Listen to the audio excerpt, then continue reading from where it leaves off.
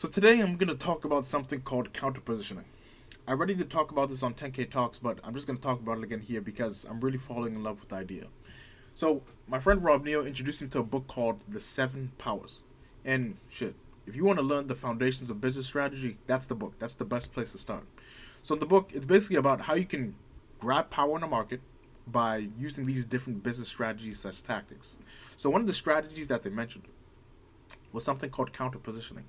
So counterpositioning essentially means that if you're coming into a market, let's say you're a newcomer, you don't have to be a newcomer, and you want to basically crush your competition, use a different business model from your competitor. And the reason why this can be kick-ass is because if your business model is actually good, essentially what's going to happen is you're probably going to force your competitor to play their hand because they're going to have to play your game if your business model is better than theirs. And we've seen it in a couple instances, but I can give you an example for what we're trying to do here. So, at the end of the day, Labs is an app that helps you block apps, focus, and achieve your goals. But at the end of the day, the blocking apps part and the focus part, the API that's being used to do this, everybody has access to that thing. So, anybody can make a Labs, right? So that's where business strategy kind of comes in here. So we've seen that in the market. There's an industry leader. I'm not going to mention the name. They're completely killing the game. They're killing it. I can't lie. I don't like talking good about the ops, but they're killing it. So the thing is, if we're to beat them, we have to have good strategy. And one of the strategies that we can use here is counter-positioning. So we're not going to completely change the business model because for Labs it's still going to be subscription based. But we've just seen like I said, the API that everybody has access to, because everybody has access to it, everybody can create the same features. So the features that they're making people pay for right now, they're having a grand old time because they don't really have competition. But we're just basically going to come in and say, hey, what they're making you pay for, we're going to give it for free. And then essentially what we're going to do next is introduce features that we think are valuable, and then people are going to be paying for ours, which they don't have.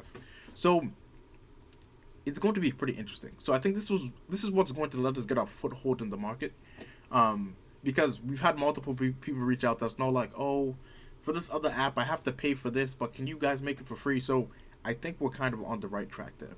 Now the only problem is though, this is what I was thinking about. So this other app, they have all these things that they make people pay for. When they pay for it, it works perfectly, right? So this is whole idea of minimal viable product in business.